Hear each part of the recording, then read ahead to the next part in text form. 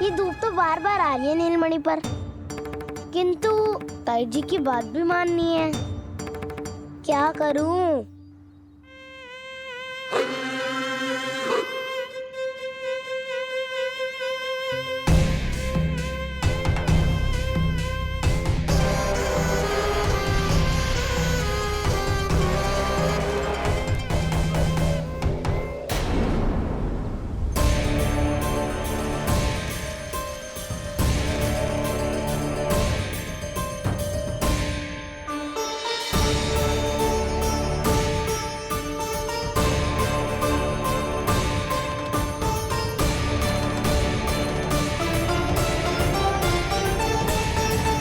जे उज्जवल भी ना एक कार्य ठीक से ना कर सकता। कहाँ है लल्ला?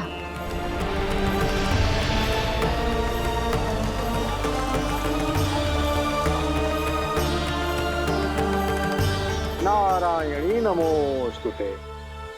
प्रार्थना संपन्न हुई। रानी जी, रानी जी कहाँ चली गई?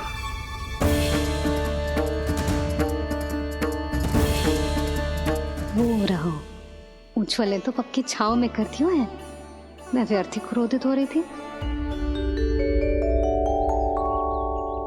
यशोदा, पूजा का संकल्प लेने के पश्चात ऐसे ऐसे उठकर जानो ठीक ना है।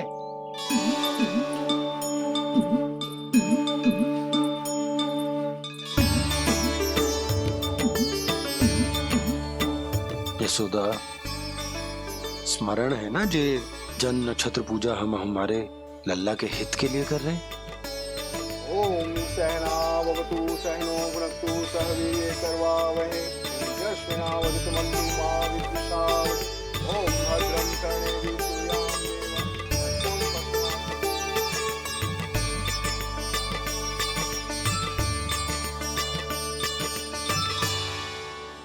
अरे वाह, अब तो मेरा कार्य और भी आसान हो गया। इसी सकट के नीचे कुचल दूंगा इस दुष्ट शिशु को। महाराज कंस को उनके जीवन का सबसे शुभ समाचार दूंगा मैं। मेरी आशा है महाराज कि इस बार भी आपकी आशाओं पे कहीं हिमपात ना हो जाए। उत्कच उत्कच अपना कार्य अवश्य करेगा अस्ति, बल्कि अब तक तो कर भी चुका होगा। बस अब कुछ ही क्षण में शुभ समय।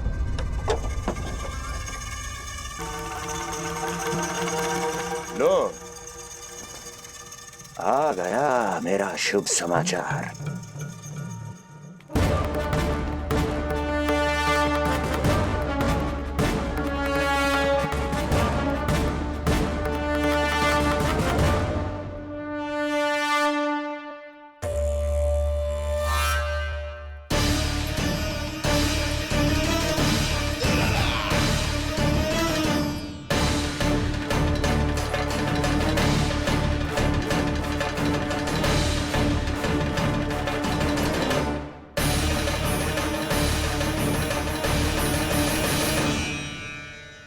शुभ समाचार की प्रतीक्षा कर रहे थे आप, पर आया कौन? अपशगुन। देवकी, वसुदेव, तुम दोनों यहाँ कैसे? मथुरा नरेश, हम दोनों आपके पास एक विनती लेकर आए।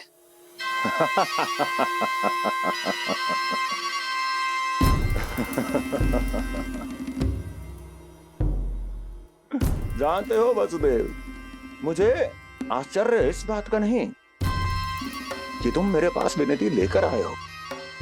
मुझे आश्चर्य इस बात का है कि तुमने ये सोच भी कैसे लिया कि तुम्हारी विनती यहां स्वीकार करी जाएगी। मैं जानती हूँ आपके हृदय के किसी कोने में हमारे बचपन की स्मृतियां अभी भी जीवित है। आपको स्मरण है, मैं आपकी वही बहन हूँ जिससे आप इतना प्रेम करते थे कि अपना सब कुछ। बस सीधा सीधा बोल, क्या चाहिए तुझे? अधिक कुछ नहीं महाराज। हम दोनों एक बार गर्ग ऋषि के दर्शन करना चाहते हैं। महल से बाहर जाना चाहते हैं ये। महाराज, इन्हें इतनी छूट देने की आवश्यकता नहीं है।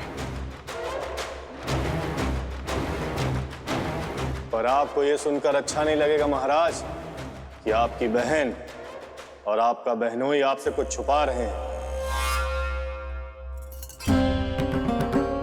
मेरे दुखों का भार मेरे सहन शक्ति से अधिक हो गया था, इसलिए बहुत साहस बटोर कर आई हूं। अपनी छोटी बहन की इस छोटी सी विनती को अस्वीकार मत कीजिए भैया।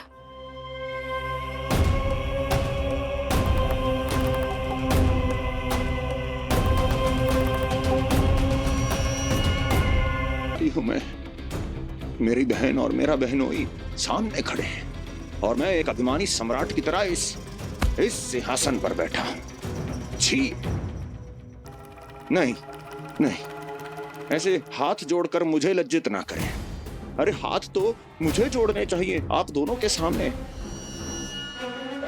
ए देवकी, क्या तेरा भाई इतना निर्दयी है क्या? अरे तेरी एक छोटी सी इच्छा भी स्वीकार नहीं करूंगा क्या? क्या चाहती है? गर्ग ऋषि के आश्रम जाना है तो जा। कुंवर जी, आप तनिक भी चिंता मत कीजिए। कंस अपने परिवार की इच्छा पूरी नहीं करेगा तो किसकी करेगा? आप बस यात्रा की तैयारी कीजिए, आपकी यात्रा का प्रबंध शीघ्र ही हो जाएगा। धन्यवाद मथुरा नरेश। बहुत बहुत धन्यवाद भैया।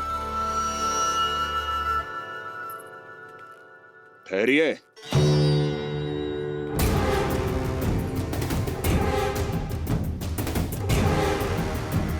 अरे आप दोनों को अकेले कैसे जाने दूं?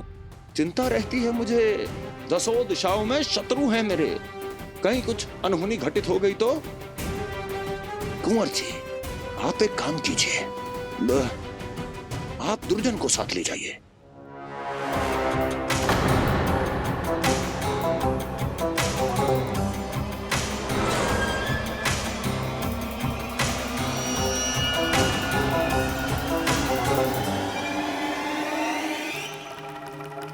जो आ गया महाराज।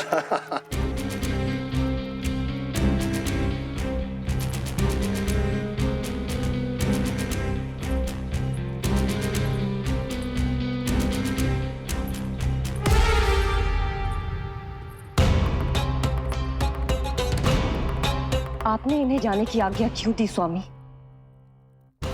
मेरा सुझाव क्यों नहीं माना आपने? हर समय तुम्हारा सुझाव मानना आवश्यक नहीं है प्रिय। जाल बिछा दिया है ये देखने के लिए कि ये दोनों मेरे विरुद्ध क्या षड्यंत्र रच रहे हैं।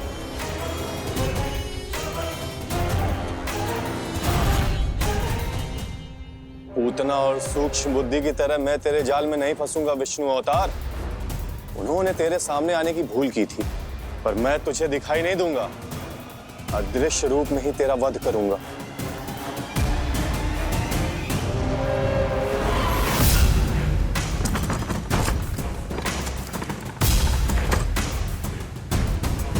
तेरी मां तुझे साधारण से धूप से बचाना चाहती थी।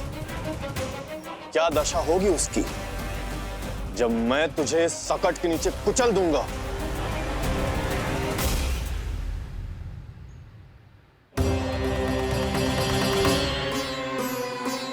जाने ये पूजा कब समाप्त होगी। कहीं उठ तो ना गए होगा मेरा लल्ला। मुझे उसे देखना है। पर जो पंडित जी है कि लल्ला सुरक्षित है, चिंता ना करो। कितना नन्हा सा है तू, फिर भी तूने महाराज कंस की रातों की नींद, सुख चैन सब छीन लिया। अब मैं तुझसे तेरे प्राण छीनूंगा। तैयार हो जा।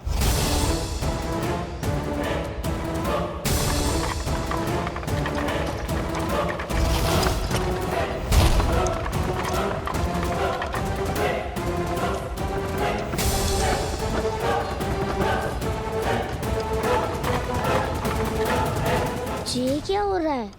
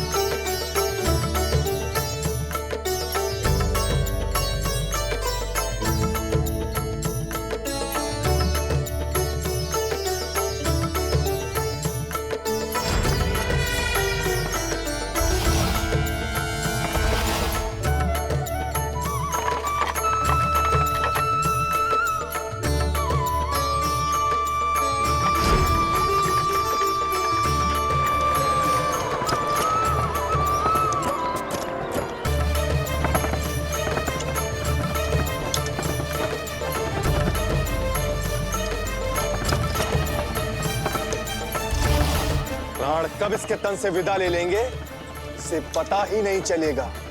ताई जी! जशोदा ताई जी!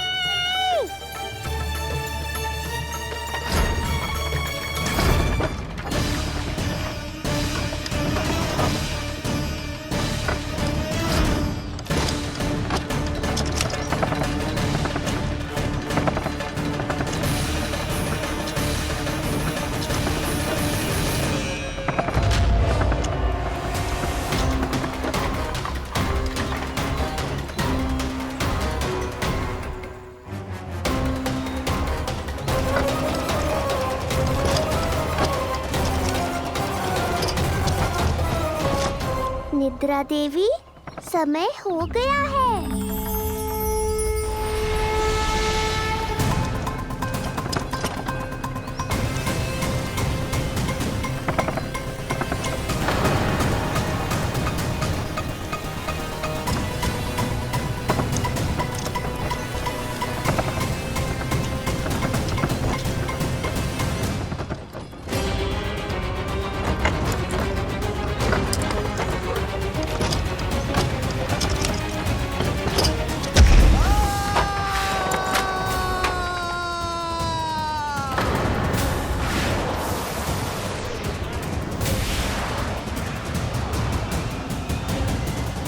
बोलो श्री नारायण भगवान की जय।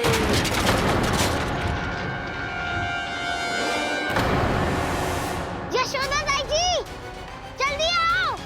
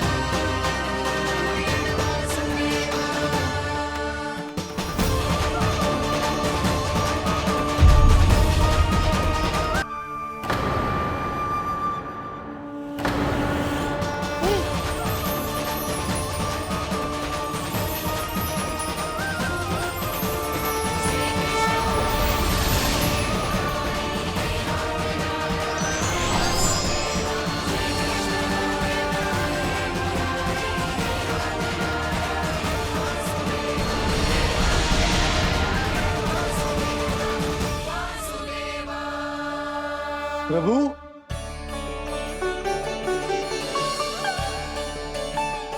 प्रभु, मैंने आपके अवतार को हानि पहुंचाने का प्रयास किया, फिर भी आपने मुझे दर्शन दिया।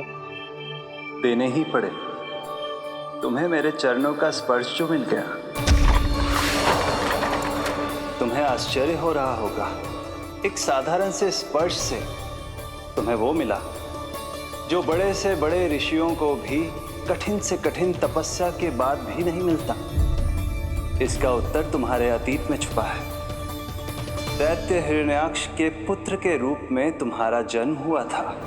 शीघ्र ही तुम बहुत अधिक विशाल और असीम बलशाली हो गए थे, पर तुम अपनी शक्ति का प्रयोग अनुचित ढंग से करते थे। एक दिन तुमने महर्षि लोमस के आश्रम में बहुत ही उत्पात मचाया, हरे भरे वृक्षों को नष्ट कर दिया।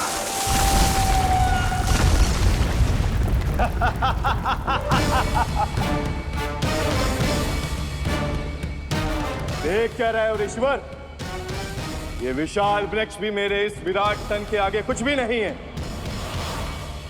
जिसे स्वयं अर्जित तक नहीं किया, उस तन पर इतना अभिमान, तो सुन ले, जिनसे तेरा तन बना है उन्हीं पंच तत्वों में इसी क्षण ये विलीन हो जाएगा। ये मेरा श्राप है तुझे, मेरा श्राप है तुझे।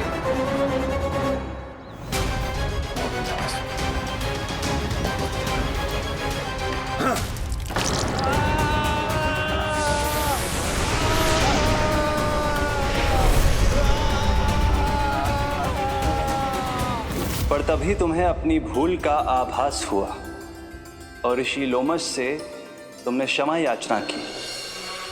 क्षमा करे ऋषिवर, क्षमा करे। मैं मूर्ख, अभिमानी हूँ, अज्ञानी हूँ, परंतु आप तो दया के सागर है। कृपा करे ऋषिवर, कृपा करे। बिना तन के मैं कैसे जीवित रह पाऊंगा? तुम जीवित भी रहोगे और अपने दैनिक कार्यों का संचालन भी कर पाओगे, किंतु सजीव प्राणियों या निर्जीव वस्तुओं की सहायता से ऐसा जीवन तो मृत्यु के समान है ऋषिवर। इससे अच्छा है आप मुझे जीवन से मुक्ति दे दो। मुक्ति भी अवश्य मिलेगी तुम्हें, पर जब तुम परम प्रभु श्री हरि नारायण के चरणों का स्पर्श करोगे, चरणों का स्पर्श करोगे। और यही नहीं शक्तासुर, कल जब तुम मुझे खोज नहीं पा रहे थे, तब भी तुमने हार नहीं मानी। 7 प्रहर तक 7 बार मेरी और मेरे गोकुल की परिक्रमा की। इस क्रम में तुमने अनजाने में ही अपना पश्चाताप पूरा किया और पुण्य अर्जित कर लिया। इसलिए मैं तुम्हें मोक्ष प्रदान करता हूं। इसलिए मैं तुम्हें मोक्ष प्रदान करता हूं।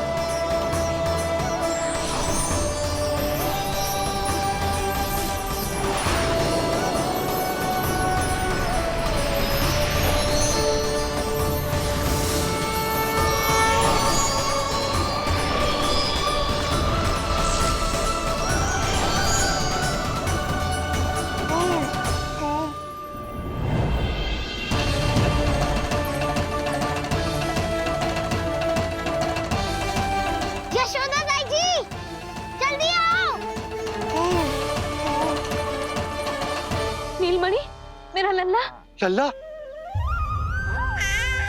तुझे कुछ हुआ तो ना है ना? तुम ठीक तो है ना? मेरा नीलमणि, मेरा प्यारा बच्चा।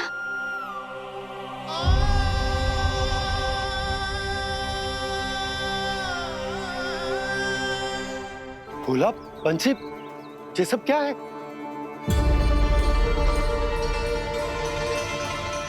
उज्जवल, ये किसने करो है? और देख, कहानी मत सुनाइयो। उज्जवल पुत्र, कैसे हुआ ये सब? किसने किया? और किसने? महाबली नीलमणि ने, बड़ी ताई जी।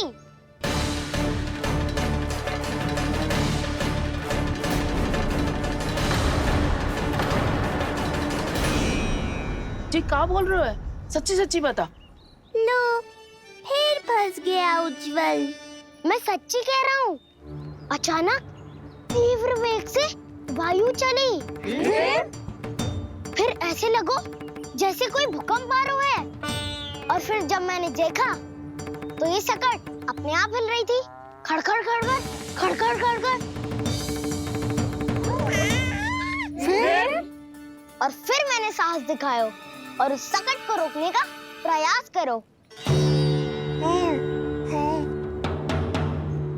और संकट ना रुको, जे हिले ही जा रहा था, खड़खड़ खड़खड़ खड़खड़ खड़खड़ खड़खड़ खड़खड़, और फिर ऐसे ही हिलते हुए अचानक से आगे बढ़कर सीधा नीलमणि के ऊपर चला आए हो। फिर और फिर सकट भी हिल रहा था, खड़खड़ खड़खड़, और सकट का सामान भी हिल रहा था, थरथर थरथर। ऐसा लगो जैसे सकट नीलमणि को कुचलने को।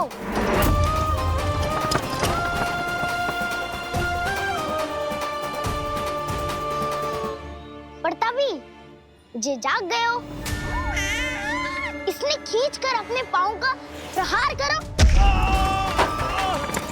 और चीख गया सकट आकाश पे।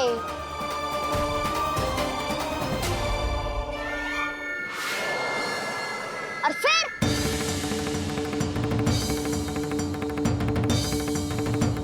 धड़ाम, सब भूमि पे गिरकर चकनाचूर।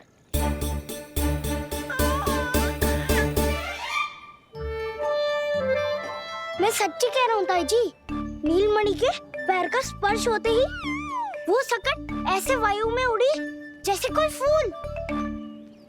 अच्छा, और जो तेरे हाथ में ये माखन है, ये भी अपने आप उड़ के आ गया होगा ना? हाँ, मैं सच्ची कह रहा हूँ। सदा बड़पोलापन, ये अच्छी बात ना है लल्ला, सत्य बता। मैया, मैं सत्य बोल रहा हूँ। ये सकट अपने आप ही आयो था और नीलमणि के प्रहार करते ही दूर जा गिरो। अरे, ये बड़बोले से पूछने से अच्छा है कि हमें स्वयं विचार करना चाहिए कि ये सकट टूटा कैसे। हाँ नंदराज, हाँ, हम भी आरती के लिए भीतर चले गए थे। हाँ। अरे, आप सब मेरा विश्वास क्यों ना कर रहे हो? नीलमणि के प्रहार से ही उज्जवल, सकट बहुत पुराना था, भैया ढीला होकर खुल गया होगा। यशोदा, अनेक कारण हो सकते हैं, चिंता करने की कोई आवश्यकता ना है। मैं चिंता क्यों करने लगी भला? मेरे नीलमणि के गले में रक्षा वाला कंठक पहले से ही है, और हम ये सब पूजा पाठ इतने विधि विधान से इसी के लिए तो कर रहे हैं, है ना पंडित जी? हाँ रानी जी। तो बस फिर मेरे लल्ला को कछु क्यों होने लगो? और आप सब स्वयं ही देख लो ना, जे इतना बड़ा सकट टूट के बिखर गया है, किंतु मेरे लल्ला को एक खरोच भी ना आई। इसका अर्थ तो यही है ना कि हम जो भी कर रहे हैं सही कर रहे हैं। मुझे चिंता करने की कछु आवश्यकता ही ना है। चलो सब भीतर चलते हैं। हाँ हाँ, लल्ला को भूख भी लगी आई होगी। चल।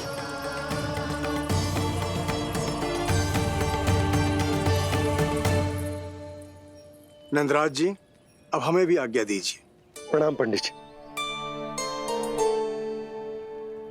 ध्यान कहाँ था तुम दोनों का? और अधिक सावधान रहने की आवश्यकता थी ना? क्षमा कीजिए नंदराज।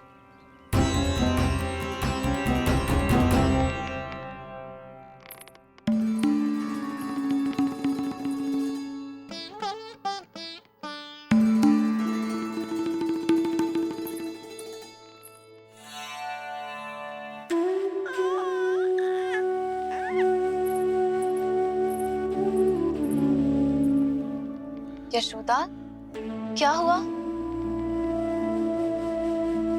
बोलो ना, क्या सोच रही हो? मुझे बहुत चिंता हो रही है जीजी। मेरे लल्ला के साथ कुछ ना कुछ दुर्घटना होती रहती है।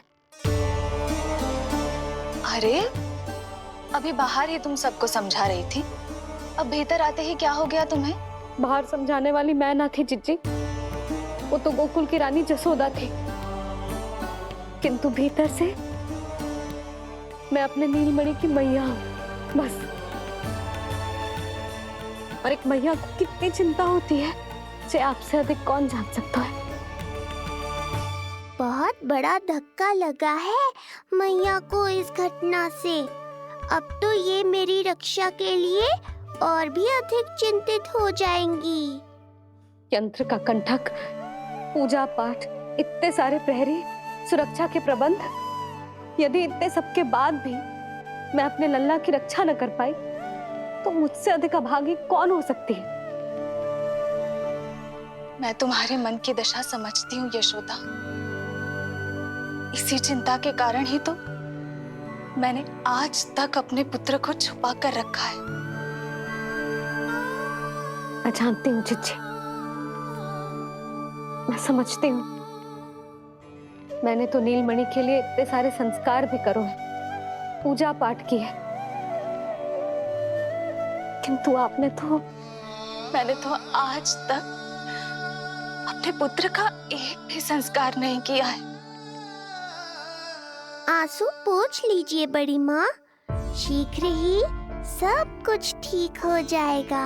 जब मैंने उसे जन्म दिया उसके बाद से आज तक न उसे घर के बाहर लाई हूँ न कोई संस्कार किया है। मैं तो उसका नामकरण भी नहीं करवा पाई हूँ यशोदा। उसके जन्म के समय स्वामी ने ये संदेश भिजवाया था कि उस कंस को हमारे पुत्र के बारे में तनिक भी भनक नहीं पड़नी चाहिए। तब से आज तक भय के छाव में जीती आई हूँ कि वो कंस कहीं हमारे पुत्र को भी ना मार दे, जैसे देवकी के सारे संतानों को मार दिया है। ये आशंका कभी सत्य नहीं होगी बड़ी माँ, मैं हूँ ना। माँ अपनी संतान के मन की बात बिना कहे ही समझ जाती है। आप भी समझ जाओ ना मैया।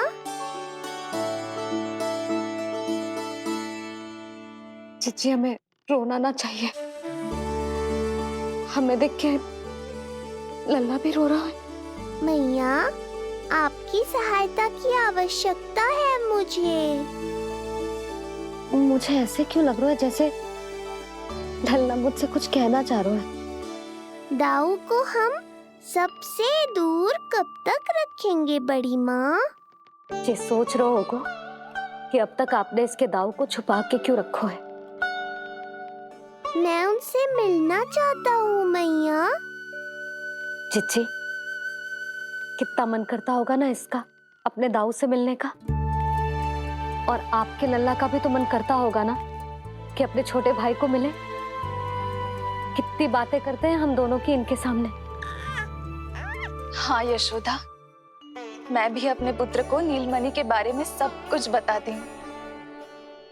तो बस फिर हमें साथ साथ रखिए ना। मेरा आधा हिस्सा है वो, उनके बिना मैं अधूरा हूँ मैया। ये दोनों भाई एक दूसरे के बिना अधूरे हैं जिज्जी। हमें इन दोनों को साथ ही रखना चाहिए। आप ही सोचो, यदि नीलमणि की रक्षा होगी तो आपका लल्ला भी तो सुरक्षित रहेगा। तुम सच कह रही हो यशोदा। हमें इन दोनों को मिलाना चाहिए और साथ में ही रखना चाहिए, सुरक्षित। तब तो शीघ्र ही पंडित जी को बुलाकर हमें शुभ मुहूर्त निकलवाना चाहिए। शुभ मुहूर्त? हाँ, शुभ मुहूर्त। दोनों भाइयों के मिलन के साथ साथ उनका नामकरण संस्कार भी करवा देते। अब अपने दाऊ से मिलूंगा मैं।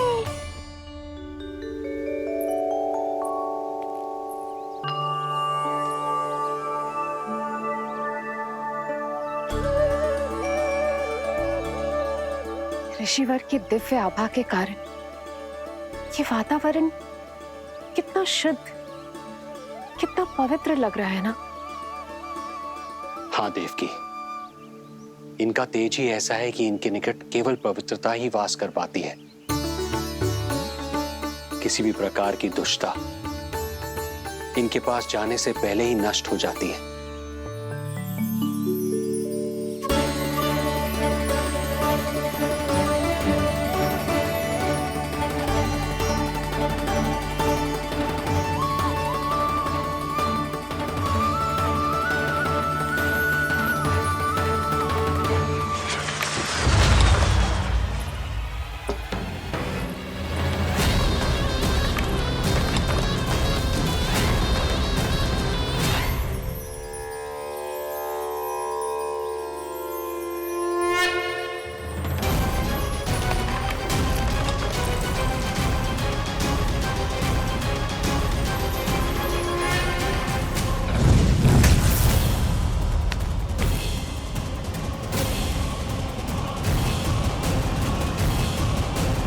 पवित्रता ही वास कर पाती है। किसी भी प्रकार की दुष्टता इनके पास जाने से पहले ही नष्ट हो जाती है। यदि महर्षि की इच्छा के बिना मैंने भीतर प्रवेश किया तो कहीं ये मुझे श्राप ना दे दे। नहीं, इससे तो अच्छा है कि मैं यहीं आश्रम के बाहर रुकूं और यहीं से इन दोनों पर दृष्टि रखूं।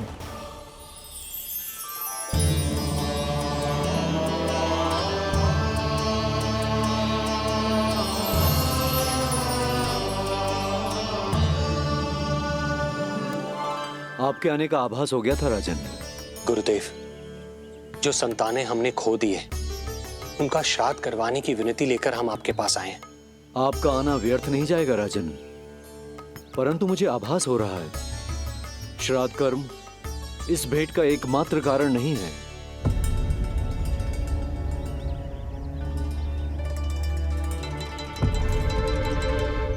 आपको उसकी या कंस की चिंता करने की कोई आवश्यकता नहीं है। निश्चिंत होकर बताइए कि आपकी इच्छा क्या है।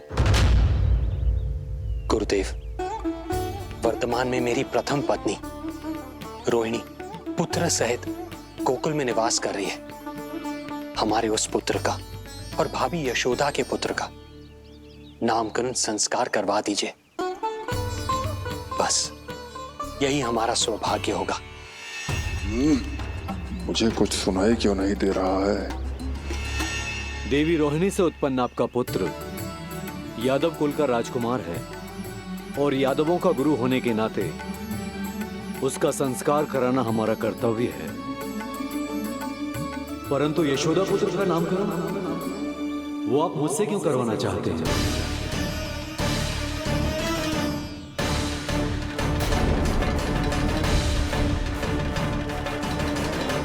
गुरुदेव, सत्य ये है कि रुक क्यों गई रानी देव की? आपके मन में जो कुछ है कहिए। ये कैसी दुविधा में फंस गया मैं। यदि मैंने गुरुदेव को यशोदा पुत्र का सत्य बताया तो कंस को भी पता चल जाएगा, और यदि नहीं बताया तो कहीं ऐसा ना हो कि ऋषिवर ही बुरा मान जाए। लगता है आप दोनों की दुविधा मेरे अनुमान से भी बहुत बड़ी है। अपनी या अपने पुत्र की कुंडली लाए हैं राजन? जी गुरुदेव, अपनी कुंडली है मेरे पास। देवकी,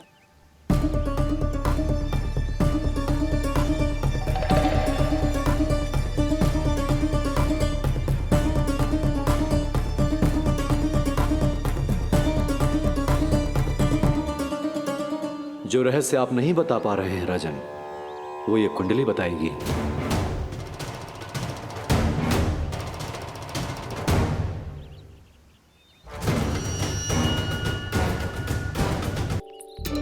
लल्ला, बता कैसी है जगदा? मैया को हो क्या गया है आज? देख, सही सही बताइयो।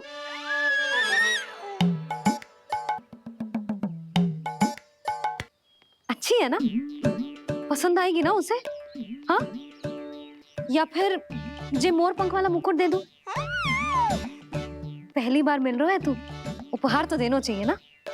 पर बड़े तो वो है ना मैया, उपहार तो वो देंगे मुझे।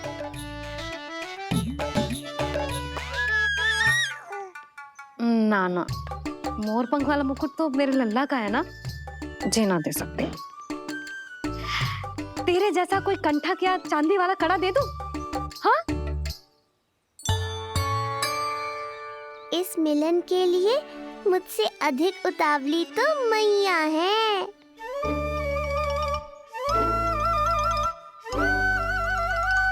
अच्छा, जे उपहार छोड़, तू तो जे बता कि तू उसे बुलाएगा क्या कह के? अन्य सभी के जैसे बड़े भैया या गांव वालों के जैसे दद्दा बुलाएगो, या फिर बड़े नगरों में जैसे बुलाते हैं ज्येष्ठ भ्राता बुलाएगो, या फिर प्रेम से बुलाएगो दाऊ दाऊ बुलाएगो ना?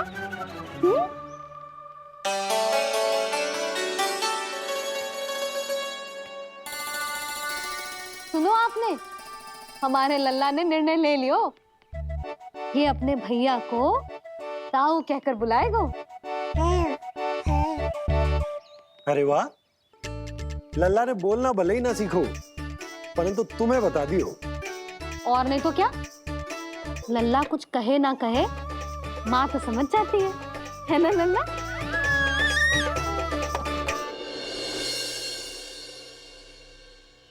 और इसने दाऊ वाली बात पे हाँ भी की है। हाँ हाँ तो सदानंद जी ने भी कर दिए। लो, मैं तो भूल ही गई। क्या कही पंडित जी ने? बता तो ना यशोदा, बाहर से आया हूँ, हाथ पैर तो धो लूं। हाँ, ये लो। अब बताओ, कब का मुहूर्त निकालो है? तनिक हाथ मुंह पूछ लूं। अब बताओ क्या कही उन्होंने? यशोदा थक गए हूँ, तनिक सांस तो लेने दो। बाहर से आया हूँ, जलना पूछोगी?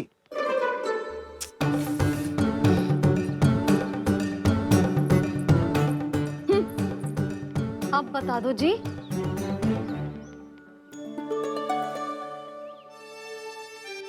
बाबा अब बता भी दो, नहीं तो खेल खेल में खेल हो जाएगा।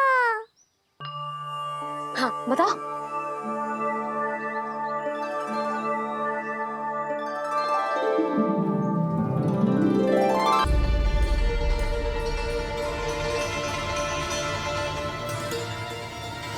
हो क्या रहा है वहां?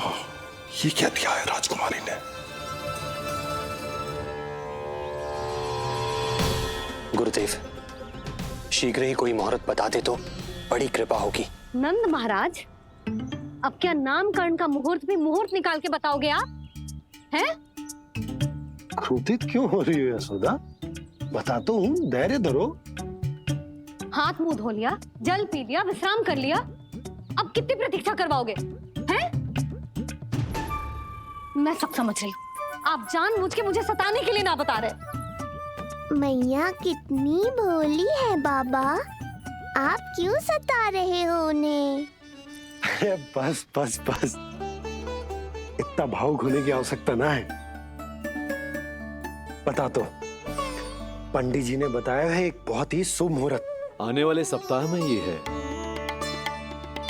और जानती हो जिस शुभ मुहूर्त किस दिन पड़ेगा? जिस दिन हमारा लल्ला पूरे 100 दिन का हो जाएगा। इससे अच्छा मुहूर्त तो हो ही नहीं सकता। धन्यवाद गुरुदेव।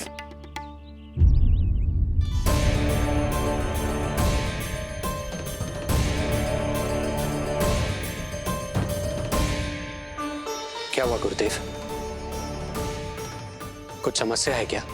जो सत्य सारे संसार को पता है और जो संकेत ये कुंडली दे रही है, दोनों में विरोधाभास है राजन।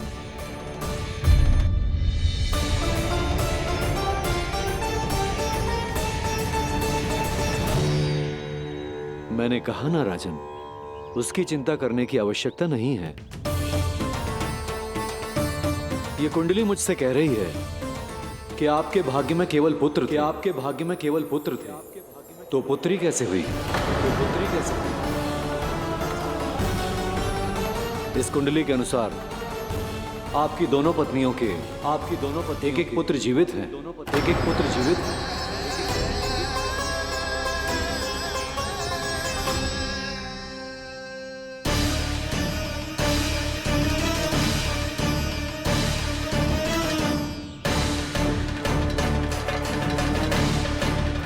देवकी,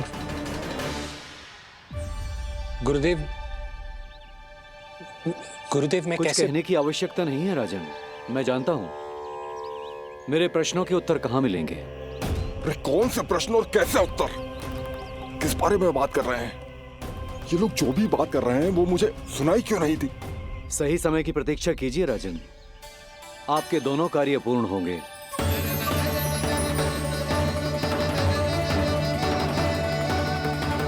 अब आप निश्चिंत होकर जाइए और प्रसन्नता मनाने की तैयारी कीजिए। आपका बहुत बहुत धन्यवाद गुरुदेव। प्रणाम।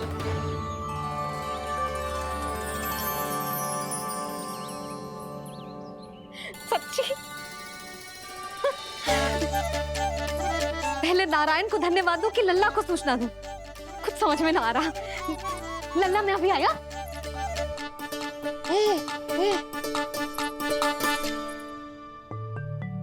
आपका बहुत बहुत धन्यवाद नारायण। अब शीघ्र ही मेरे लल्ला और उसके दाऊ को उनके नाम मिल जाएंगे, वो नाम जिससे वे पूरे संसार में पहचाने जाएंगे। अब लल्ला का बताती हूँ। लल्ला, तू जैसे ही 100 दिवस का हो जाएगा, तेरा और तेरे दाऊ का नामकरण हो जाएगा। हाँ हाँ, किंतु आपने तो बताओ ही ना, हम इन दोनों को मिलवा कब सकते हैं? क्या देख रहे हो, बताओ तो। यशोदा, पंडित जी ने कही कि दोनों भाइयों को मिलवाने के लिए कोई मुहूर्त की आवश्यकता ना है, तो हम चाहें तो इन्हें आज भी मिलवा सकते हैं। लल्ला सुनो तूने, तू आज ही अपने दाऊ से मिल सकता है। मैं अभी सारी तैयारियां करती हूँ। भव्य मिलन होगा गोकुल में, भव्य मिलन। कुंडली के अनुसार इन दोनों के 8 पुत्रों में से 2 जीवित बचे हैं। पहला तो रोहिणी पुत्र है, पर दूसरा कौन है? और वो कन्या कौन थी जिसे कंस ने मारा था? वासुदेव की कुंडली में अभी तक पुत्री योग बना ही नहीं है।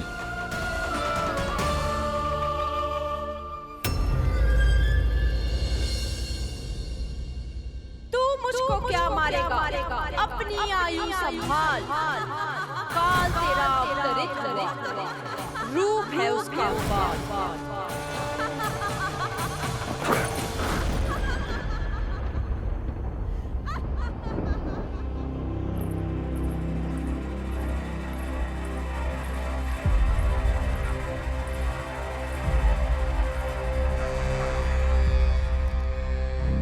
आधी रात को इस तरह से उठकर बैठे हुए हैं आप स्वामी। मैं ये तो नहीं जानती कि किस बुरे स्वप्न ने आपकी नींद छीन ली है, परंतु इतना अवश्य जानती हूँ कि जो सूचना ये गुप्तचर लेकर आया है, इसे सुनकर आप रात भर सो नहीं पाएंगे।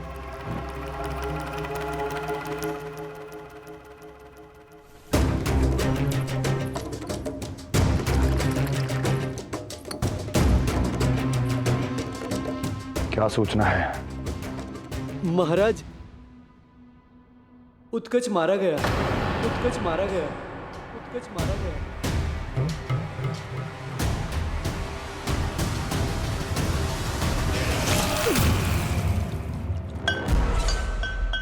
सूद बूद खो गए हो क्या अपनी? जो दिखता ही नहीं उसे मारा कैसे जा सकता है? इसने स्वयं देखा था महाराज। जिस शकट में समाकर शक्तासुर उस बालक को कुचलने वाला था, आपके शत्रु ने उसी शकट को चकनाचूर कर दिया।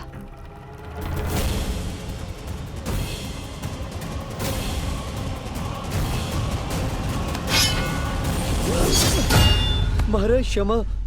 लगता है आपके सैनिक और तलवार दोनों की धार कुंद पड़ गई है महाराज।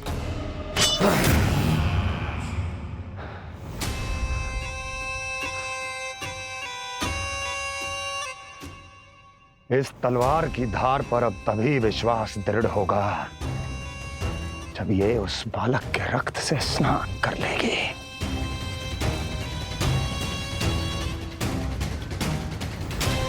और कैसे? कैसे?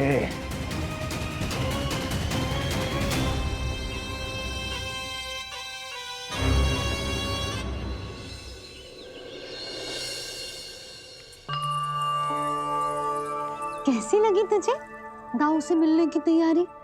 बहुत अच्छी है मैया, पर उससे भी अच्छी है वो प्रसन्नता जो इस मिलन के उत्साह में मुझे आपकी आंखों में दिख रही है।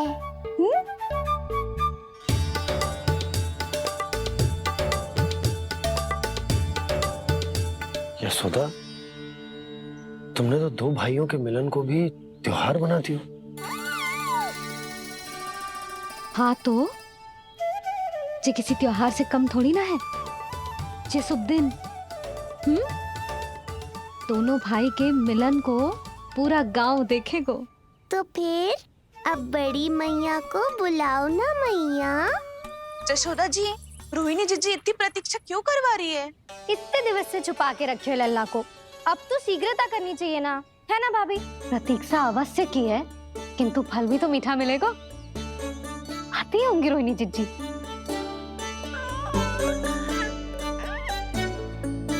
जीजी, कहीं उन्होंने अपना विचार तो ना बदल दियो?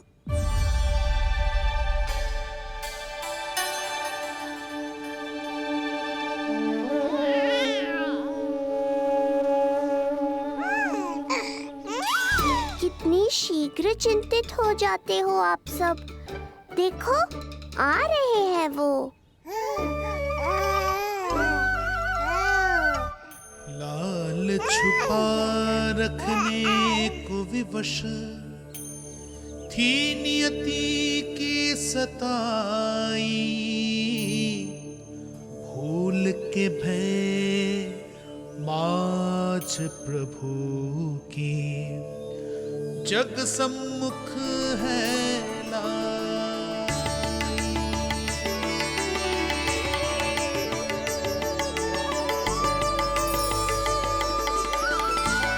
देखो तो कितनी मधुर मुस्कान है।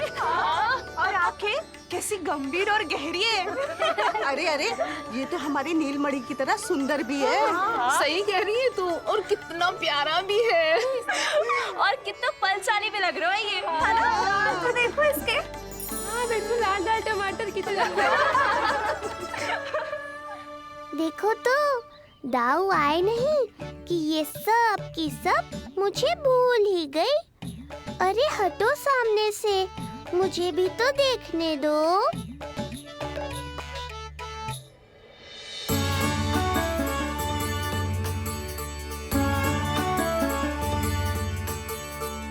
मैया सहायता करो ना।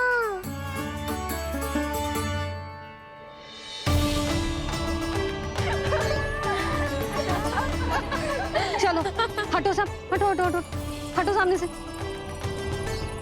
चलो दोनों भाइयों को एक दूसरे से मिलने तो दो।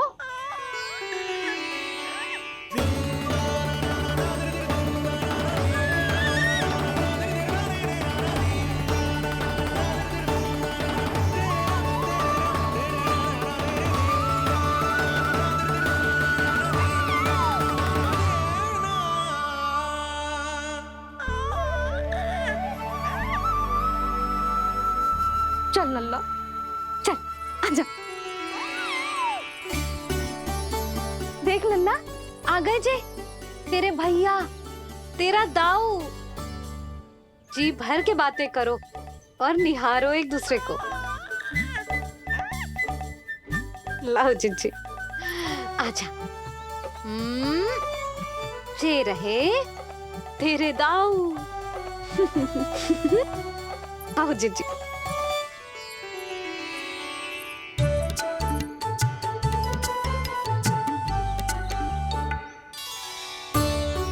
स्वागत है दाऊ। कितनी प्रतीक्षा के बाद अब जाकर आपसे भेंट हुई है।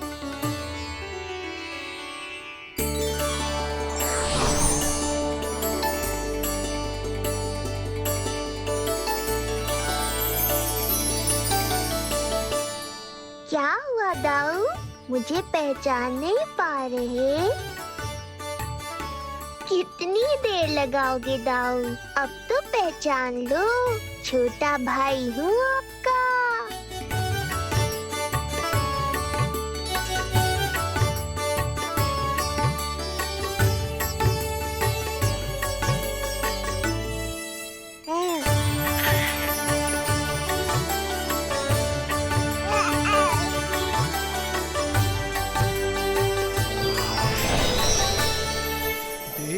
प्रभु को भक्त शेष की आंखें है भर आई, भावुक हरि भी निहारे की अब मिलन की बेलाई।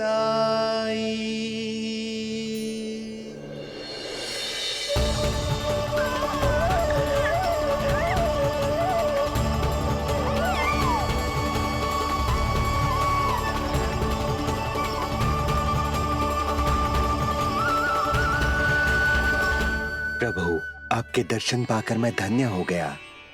प्रभु नहीं, छोटा भाई पुकारो शेष। ये कैसे संभव है? आप नारायण हैं, मेरे प्रभु। ये जानते हुए भी मैं आपसे बड़ा कैसे बन सकता हूँ? हर दुविधा की तरह इसका भी समाधान है शेष। अब तो हम एक दूसरे से मिल भी चुके हैं। पृथ्वी पर हमारा सूत्र जुड़ चुका है, इसलिए समय के साथ तुम ये भूल जाओगे कि तुम्हारा ये भाई मेरा ही अवतार है। ये क्या कह रहे हैं प्रभु? वही जो आवश्यक है। नहीं तो तुम नीलमणि के बड़े भाई होने का कर्तव्य कैसे निभाओगे? कैसे डांटोगे मुझे? और बड़े होने के नाते मुझ पर अधिकार कैसे दिखाओगे? पर प्रभु। पर किंतु परंतु ये सब भूल जाओ शेष। आज से इसी क्षण से मैं हूं तुम्हारा छोटा भाई और तुम मेरे ताऊ। मैं हूं तुम्हारा छोटा भाई और तुम मेरे ताऊ। नारायण नारायण दाऊ। दोनों इतने सुंदर लग रहे हैं, मेरी तो दृष्टि भी ना हट रही इससे। कहीं मेरी ही दृष्टि ना लग जाएगी। ये तो प्रतिदिन की कथा है दाऊ। हे नारायण, मेरे कानों से तो अभी से रक्त निकलने लगा। आदत डाल लो दाऊ, अब तो सहना ही पड़ेगा। वो देख रहे हो, सुलक्षणा चाची सबसे अधिक चतुर यही है। केवल अधिक चतुर ही नहीं नीलमणि, बहुत अधिक सयानी भी है ये। बिल्कुल सही पहचाना दाऊ, पर आप चिंता मत करो, मैं हूँ ना, मैं संभाल लूंगा इन सबको। के बंधन का, जिसमें ये दोनों भाई आज के बाद सदा के लिए बंध जाएंगे।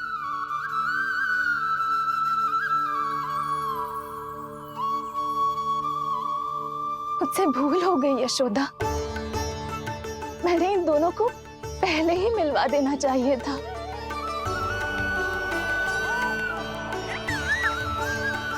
मैं कहती थी ना आपसे।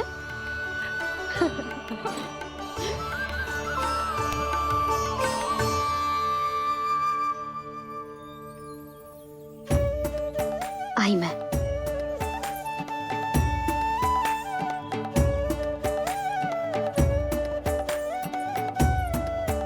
क्या सोच रहे हो ऐसे खड़े खड़े? देख रहा हूं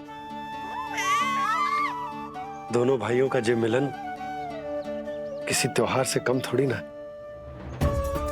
सही कहा था तुमने।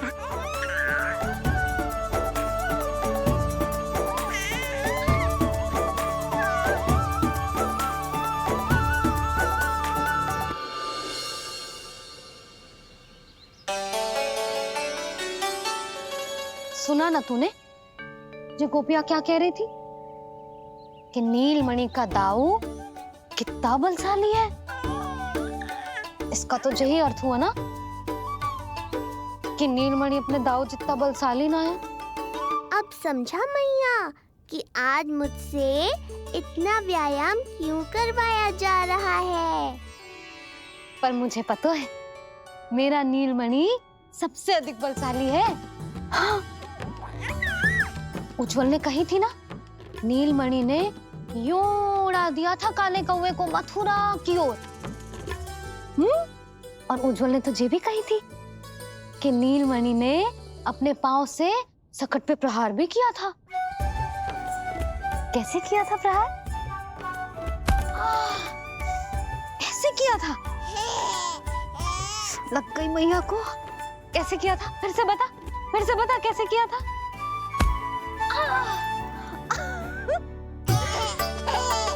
मेरे लल्ला में कितना बल है। मैया को ही ढकेल दियो पीछे। अच्छा ही है कि आप उज्जवल के कहे को गंभीरता से नहीं ले रही, नहीं तो आपका ये रूप मैं कैसे देख पाता मैया। फिर से बता कैसे मारा था? कैसे मारा था?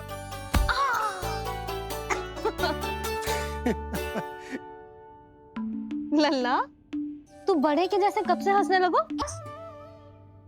कार्य तो है, पर यह अधिकार भी है कि मैं अपनी बड़ी सी पत्नी को अपने छोटे से लल्ला के साथ छोटे बालकों की तरह व्यवहार करते हुए देखूं। हाँ? अब देख लियो ना, अब जाओ अपना कार्य करो। कार्य तो कर लूंगा, परंतु मेरा पेट मुझसे कह रहा है कि इसे भूख लगी। भूख लग गई? भोजन का समय होगा। अभी लगाती हूँ भोजन।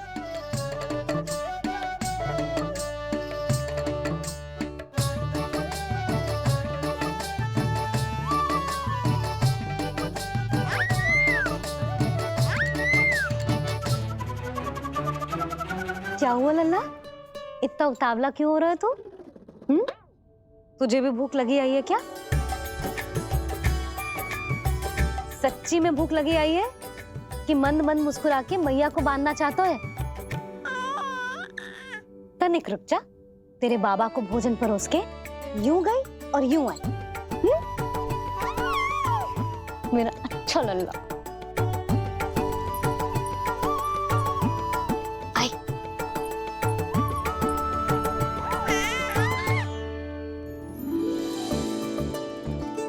आज केवल रोटी है खाने में?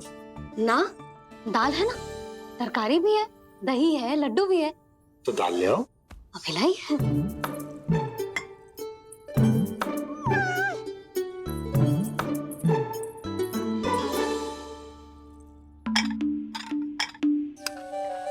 अवश्य भूख ही लगी होगी उसे। यशोदा, दही नहीं दाल। क्षमा करना, भूल हो गई।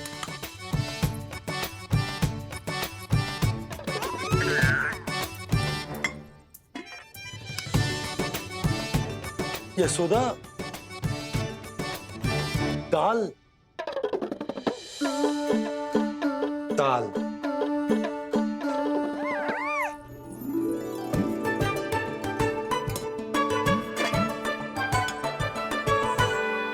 अब ऐसे क्या देख रहे हो? बोला ना भूल हो गई। सब मिला के खा लो, पेट में तो मिलना ही है। थोड़े चावल मिलेंगे? हाँ मिलेंगे, अवश्य मिलेंगे।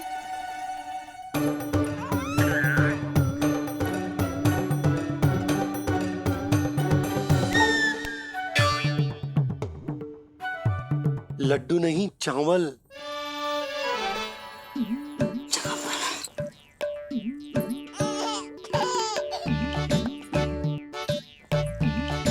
हंस क्या रहे हो जी?